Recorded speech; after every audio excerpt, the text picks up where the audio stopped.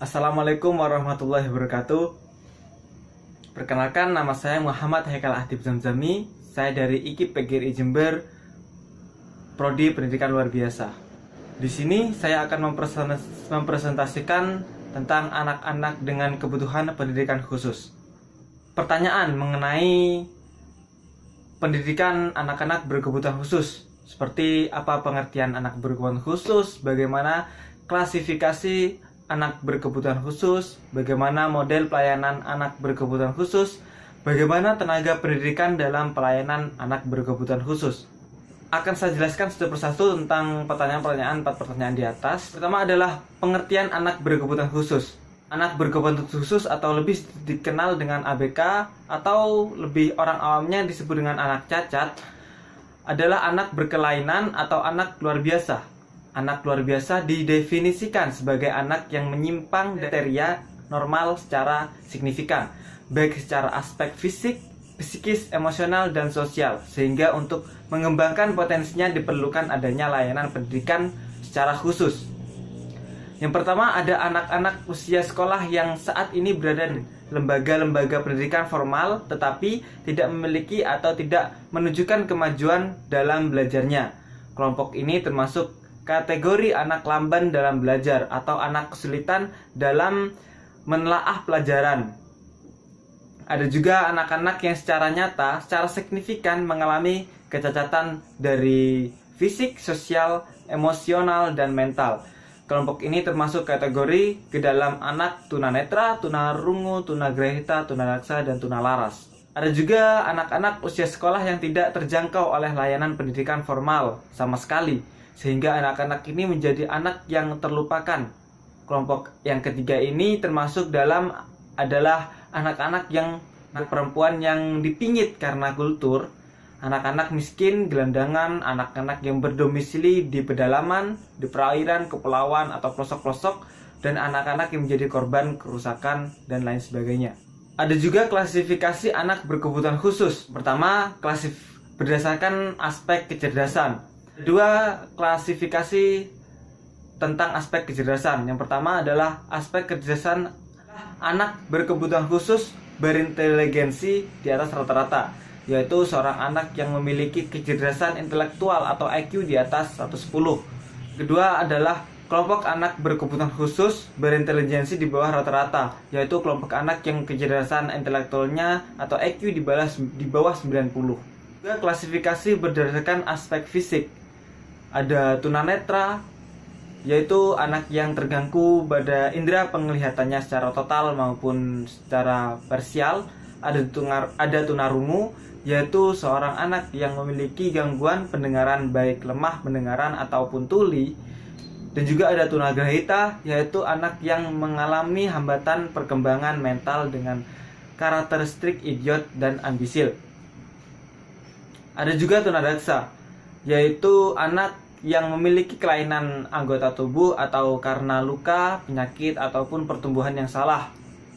Anak ini memiliki ciri kelainan fisik cacat. Fisik suka menampakkan kemarahan tanpa sebab yang jelas. Yang ketiga, klasifikasi berdasarkan aspek tingkah laku atau tunalaras. Seorang dikatakan tunalaras apabila mempunyai tingkah laku yang menyimpang dari orang yang normal dan mempunyai sikap yang suka melanggar peraturan dengan frekuensi yang cukup besar. Penyebab tunalaras ada 2, yaitu gangguan emosi dan gangguan penyesuaian sosial.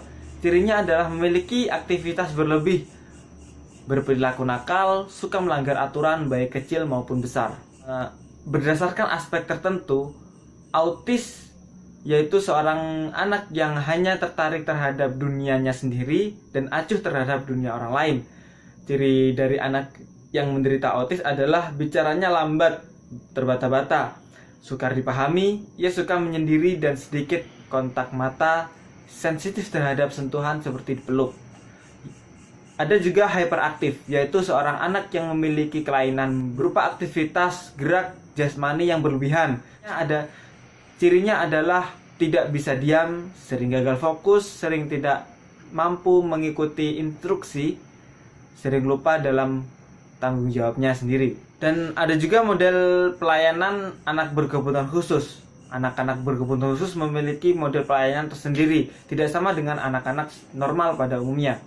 Ada model segregasi. Model ini adalah model pendidikan yang dapat dikategorikan sudah klasik.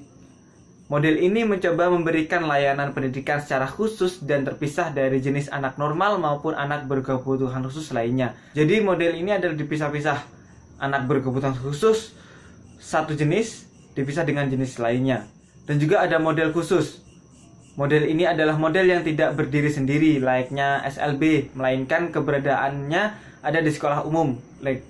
Dan keberadaan kelas khusus ini sifatnya tidak permanen, melainkan didasarkan pada ada atau tidaknya anak yang memerlukan pendidikan khusus. Kelas khusus ini akan dibimbing secara personal oleh guru yang memang khusus untuk mengajarkannya. Yang ketiga adalah model sekolah dasar luar biasa atau disingkat dengan SDLB. Model ini adalah model yang diperuntukkan untuk menampung peserta didik berkebutuhan khusus usia sekolah dasar dari berbagai jenis dan tingkat kekhususan yang dialaminya. Mereka belajar di kelas masing-masing sesuai kebutuhan khusus yang dialami, tetapi mereka dapat bersosialisasi dengan ABK yang tidak sejenis dengannya di luar kelas. Waktu istirahat, mereka bebas berkomunikasi dengan siapa saja. Yang keempat, model guru kunjung. Model ini difungsikan untuk mereka yang membutuhkan pendidikan di daerah terpencil, kepulauan, atau tempat-tempat yang sulit dijangkau oleh layanan khusus. Di tempat tersebut dibentuk sanggar atau kelompok-kelompok belajar tempat anak-anak memperoleh layanan pendidikan. Yang kelima, sekolah terpadu. Sekolah terpadu pada hakikatnya sama seperti sekolah normal pada umumnya, tetapi menerima anak berkebutuhan khusus untuk bisa belajar bersama di dalamnya. Mereka belajar bersama tanpa dipisah. Dalam belajar mereka diajarkan oleh guru umum, sedangkan materi yang memiliki sifat kekhususan diberikan oleh guru pendamping yang telah ditunjuk. Yang keenam, pendidikan inklusi. Pendidikan inklusi berarti terbuka. Adalah pendidikan yang terbuka bagi siapa saja yang ingin belajar di dalamnya, tanpa dibatasi oleh sesuatu apapun dan memperoleh hak dan kewajiban yang sama dalam proses pendidikan. Itu adalah pendidikan inklusi. Jadi pendidikan inklusi seperti anak normal pada umumnya dan anak berkebutuhan khusus itu dicampur dan mendapatkan hak dan kewajiban yang sama dalam proses belajar. Tenaga kependidikan dalam layanan anak berkebutuhan khusus atau tenaga pendidikan ABK tidak terlalu jauh berbeda dengan tenaga pendidikan umum lainnya. Tenaga pendidikan yang dimaksud dalam layanan ABK adalah sebagai berikut. Yang pertama adalah guru. Guru yang bertugas dalam pendidikan ABK harus memiliki kualifikasi dan kemampuan yang telah disepakati bersama berupa persyaratan yang telah ditentukan oleh pihak sekolah. Tenaga guru yang dipersyaratkan tersebut diantaranya guru khusus, guru pembimbing, konseling, pendidikan, guru umum yang telah memiliki pengalaman luas dan matang dalam hal mendidik dan menangani masalah-masalah pendidikan di sekolah.